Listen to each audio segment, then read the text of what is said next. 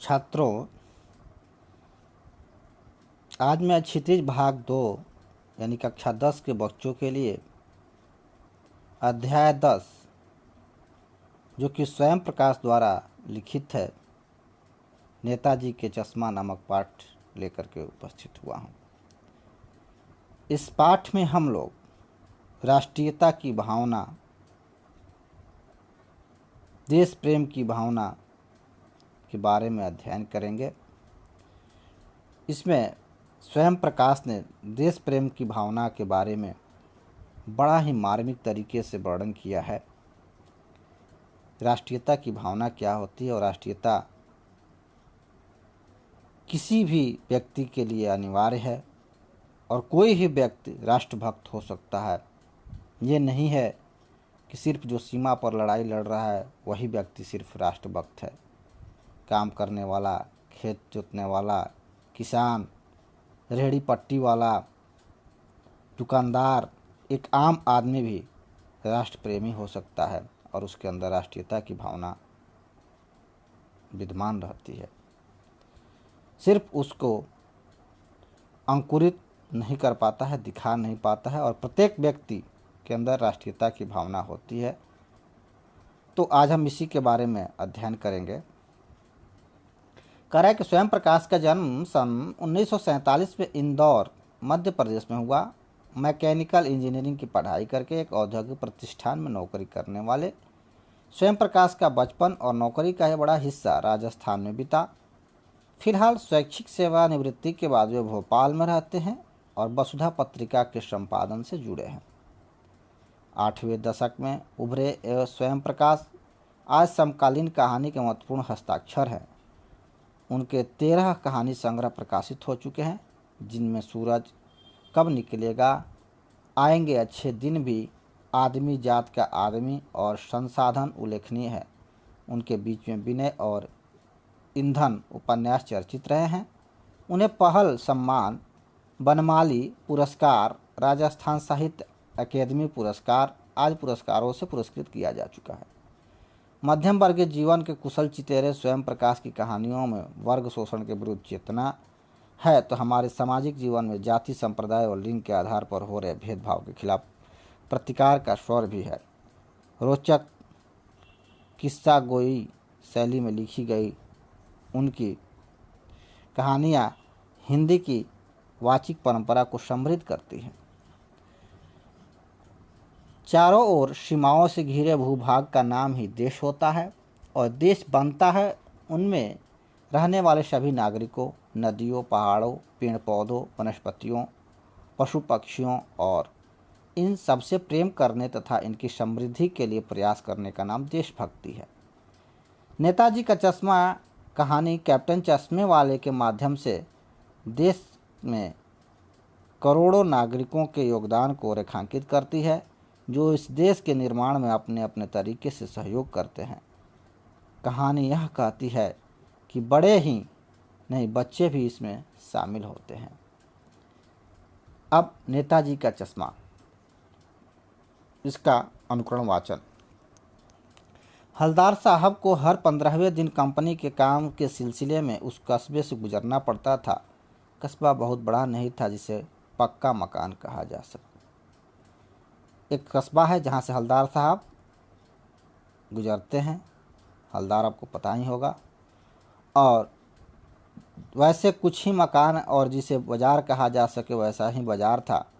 कस्बे से एक लड़कों का स्कूल, एक लड़कियों का स्कूल, एक सीमेंट का छोटा सा कारखाना, 2 ओपन एयर सिनेमा घर और एक ठो नगर पालिका भी थी। नगर पालिका जो नगरों में रहती है, विकास के कार्य कराती है, और ग्राम में ग्राम प्रधान या मुखिया जो है, सरपंच मुखिया, विकास का कार्य कराती है। ठीक उसी तरह से नगर में यानी शहर में नगर पालिका होती है। नगर पालिका थी तो कुछ न कुछ करती रहती थी, मतलब कुछ न कुछ काम करना नगर पालिका का काम होता है। शहर के सफाई कराना, गंदगी को साफ कराना, या बोर्ड लगवा देना, या नाले बनवाना, सड़क बनवाना, बिजली लगवाना, इस तरह के कुछ न कुछ कार्य वो करते रहती थी। ठीक है। तो आगे कह रहा है कि कभी कबूतरों की छतरी बनवा दी, तो कभी कभी सम्मेलन करवा दिया। इसी नगर पालिका के किसी उत्साही बोर्ड या प्रशासनिक अधिकारी ने एक बार शहर के मुख्य बाजार के मुख्य चौराहे पर नेताजी सुभाष चंद्र बोस की एक संगमरमर की प्रतिमा लगवा दी। आप देखे भी होंगे संगमरमर की प्रतिमा सुभाष चंद्र बोस की। यह कहानी उसी प्रतिमा के बारे में है, बल्कि उसके भी एक छोटे से हिस्से के बारे में। पूरी बात तो अब पता नहीं, लेकिन लगता है कि देश के अच्छे मूर्तिकारों की जानकारी नहीं होने और अच्छी मूर्ति की लागत अनुमान और उपलब्ध बजट से कहीं बहुत ज़्यादा होने के कारण काफ़ी समय ऊहपोह और चिट्ठी पत्री में बर्बाद हुआ होगा, और बोर्ड की शासनावधि समाप्त होने की घड़ियों में किसी स्थानीय कलाकार को ही अवसर देने का निर्णय किया गया होगा। यानी कहने का मतलब है कि हर नगर पालिका का या बोर्ड का एक समय होता है, और उस समय रहते ही वो अपने काम को करा सकते हैं। समय व्यतीत हो जाने पर वो काम नहीं करा सकते। तो ये जो है ध्यान में रखते हुए टेंडर दिया गया होगा, लेकिन टेंडर का समय ज्यों ज्यों नज़दीक आया होगा तो किसी ऐसे व्यक्ति को जो पूर्ण रूप से कलाकार नहीं होगा उसको टेंडर दे दिया गया होगा और उसको मूर्ति बनाने के लिए कह दिया गया होगा। आगे क्या होता है कि और अंत में कस्बे के इकलौते हाई स्कूल के इकलौते ड्राइंग मास्टर मान लीजिए मोतीलाल जी को ही यह काम सौंप दिया गया होगा। जो एक ड्राइंग मास्टर हैं, ड्राइंग मास्टर समझ रहे होंगे, उनको जो एक स्कूल है उसी के मास्टर को जो है दे दिया गया होगा कि आप मूर्ति बनाइए। वैसे जो लेखक है वो कल्पना करके बातें कर रहा है अभी तक, जो महीने भर में मूर्ति बनाकर पटक देने का विश्वास दिला रहे थे। तो जैसा कि कहा जा चुका है, मूर्ति संगमरमर की थी, टोपी की नाक से कोट के दूसरे बटन तक कोई 2 फुट ऊंची, जिसे कहते हैं वस्ट। ठीक है, तो अपना मूर्ति देखा होगा छोटा सा जो कमर से ऊपर होती है, वही से मैं यहाँ बताने की कोशिश किया गया। और सुंदर थी, नेताजी सुंदर लग रहे थे, कुछ कुछ मासूम और कमशीन। फौजी वर्दी में मूर्ति को देखते हैं दिल्ली चलो और तुम मुझे खून दो वगैरह याद आने लगते थे। जैसा कि होता है हमारे मन के अंदर जो उनके नारे होते हैं वो याद आने लगते हैं, तो वही स्थिति यहाँ बताने की कोशिश किया गया। इस दृष्टि से यह सफल और सराहनीय प्रयास था। केवल एक चीज़ की कसर थी जो देखते ही खटकती थी, नेताजी की आंखों पर चश्मा नहीं था। यानी जो नेताजी का एक पहचान है सबसे बड़ी कि नेताजी के आंखों पर चश्मा अक्सर रहता है, जैसे गांधी जी का है। तो वही कंडीशन यहाँ कह रहा है लेखक कि उस समय नेताजी के आंखों पर चश्मा नहीं थी। यानी जो मूर्ति तो थी लेकिन नेताजी की आंखों पर चश्मा नहीं थी। यानी चश्मा तो था लेकिन संगमरमर का नहीं था। एक सामान्य और सचमुच चश्मे का चौड़ा काला फ्रेम मूर्ति को पहना दिया गया था। हलदार साहब जब पहली बार इस कस्बे से गुजरे और चौराहे पर पान खाने रुके, तभी उन्हें इसे लक्षित किया और उसके चेहरे पर एक कौतुक भरी मुस्कान फैल गई। वाह भाई, यह आइडिया भी ठीक है, मूर्ति पत्थर की लेकिन चश्मा रियल। तो यानी जो हलदार साहब, आपको पहले ही बताया गया है कि बार बार उस कस्बे से जो है अपने ड्यूटी करने के लिए गुजरते थे, तो उन्होंने मूर्ति के ऊपर जो है चश्मे को देखा और चश्मे को देखने के बाद वो थोड़ा सा आश्चर्यचकित हो गए कि मूर्ति तो पत्थर की है लेकिन चश्मा वास्तव में वास्तविक है। लेकिन आगे क्या होता है देखिए, जीप कस्बा छोड़कर आगे बढ़ गई, तभी हलदार साहब इस मूर्ति के बारे में ही सोचते रहे और अंत में इस निष्कर्ष पर पहुंचे कि कुल मिलाकर कस्बे के नागरिकों का यह प्रयास सराहनीय कहा जाना चाहिए। महत्व मूर्ति के रंग रूप या कद का नहीं, उस भावना का है, वरना तो देशभक्ति भी आजकल मजाक की चीज़ होती जा रही, जैसा कि आज आप देख रहे हैं। दूसरी बार जब हलदार साहब उधर से गुजरे तो उन्हें मूर्ति में कुछ अंतर दिखाई दिया।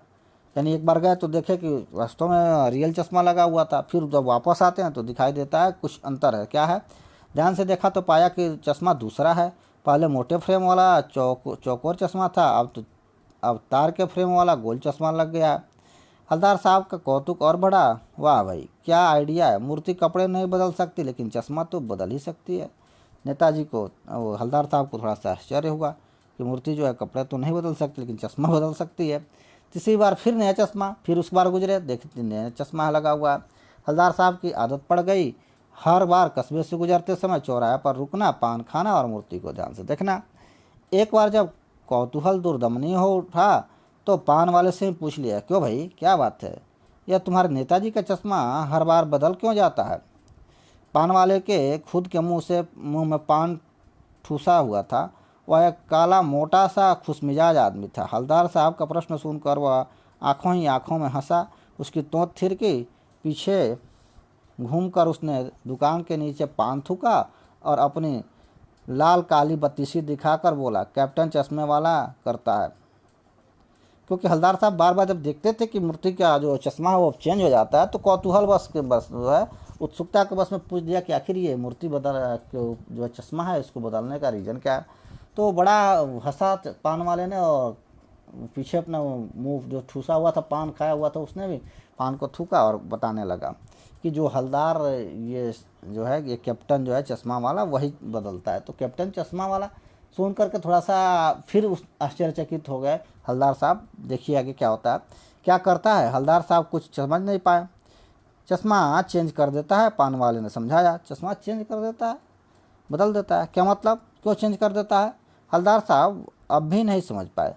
कोई गिराक आ गया समझो, उसको चौड़े चौखट चाहिए तो कैप्टन किधर से लाएगा, तो उसको मूर्ति वाला दे दिया, उधर दूसरा बिठा दिया। देखिए क्या करता था कि वो चश्मा जो बेचने वाला था, वो चश्मा बेचने वाला एक फेरी वाला था। और वो फेरी वाला क्या करता था कि कैप्टन उसका नाम था। और वो कैप्टन क्या करता था कि सुभाष चंद्र बोस की जो मूर्ति थी उस मूर्ति पे, क्योंकि चश्मा बेचता था, चश्मा लगा देता था। और जब कोई व्यक्ति उस तरह का चश्मा खरीदने के लिए आता था तो मूर्ति का लगा हुआ चश्मा उस ग्राहक को बेच देता था और फिर वहाँ दूसरी चश्मा लगा देता था। यही काम करता था वो। अब हवलदार साहब को बात कुछ कुछ समझ में आई। एक चश्मे वाला है जिसका नाम कैप्टन है, उसे नेताजी के बगैर चश्मे वाली मूर्ति बुरी लगती है, बल्कि आहत करती है, मानो चश्मे के बगैर नेताजी को असुविधा हो रही हो। इसलिए वह अपनी छोटी सी दुकान में उपलब्ध गिने चुने फ्रेमों में से एक नेताजी की मूर्ति पर फिट कर देता है।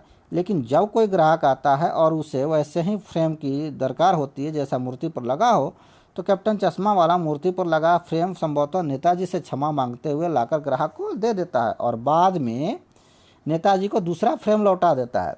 वाह भाई, खूब, क्या आइडिया है। लेकिन भाई एक बात अभी भी समझ में नहीं है। हवलदार साहब ने पान वाले से फिर पूछा, नेताजी का ओरिजिनल चश्मा कहाँ गया, क्योंकि पहले जब मूर्ति बनी होगी तो उस समय तो चश्मा उनको लगा होगा ना। इसलिए ऐसा प्रश्न जो है हवलदार साहब ने पूछा। पान वाला दूसरा पान मुंह में ठूस चुका था।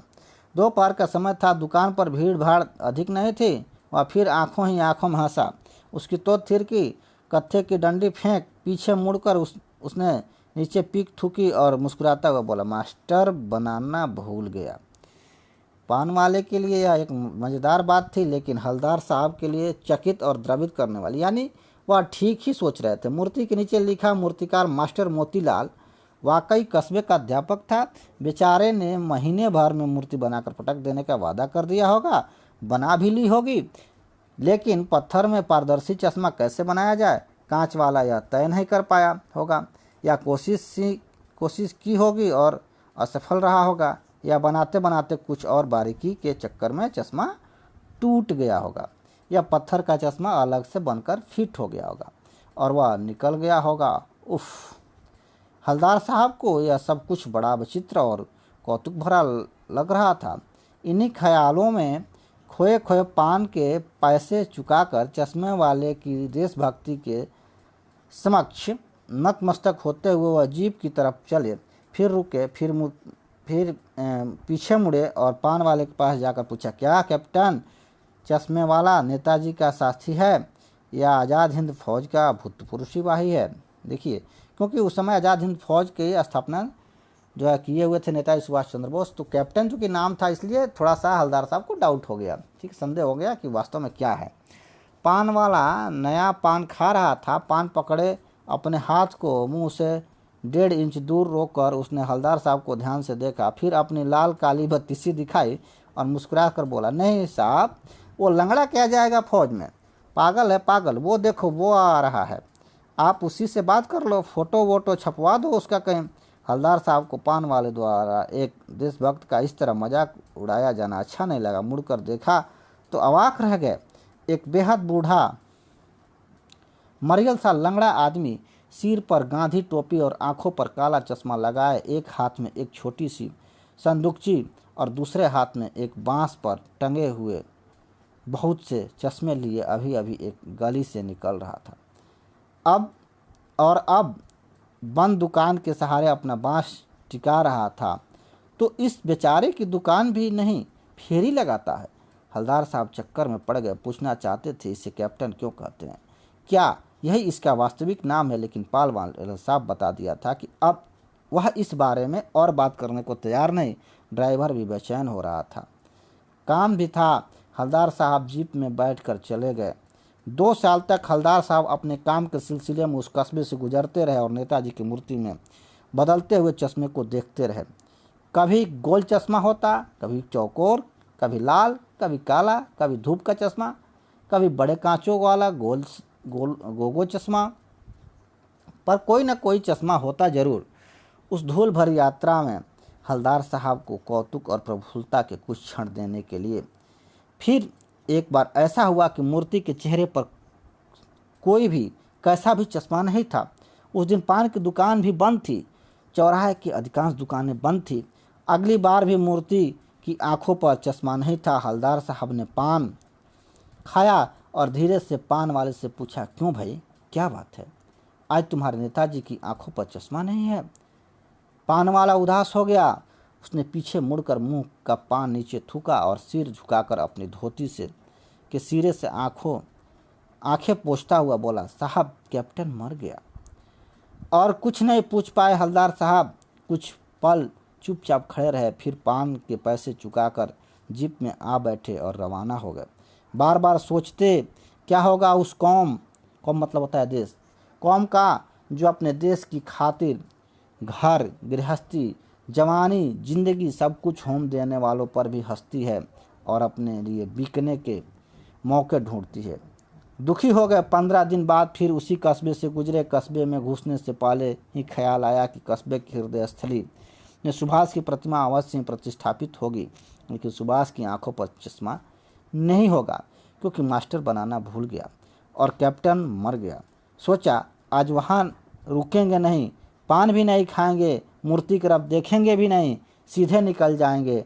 ड्राइवर से कह दिया चौराहा पर रुकना नहीं, आज बहुत काम है, पान आगे कहीं खा लेंगे। लेकिन आदत से मजबूर आंखें चौराहा आते ही मूर्ति की तरफ उठ गए। कुछ ऐसा देखा कि चीखे, रोको।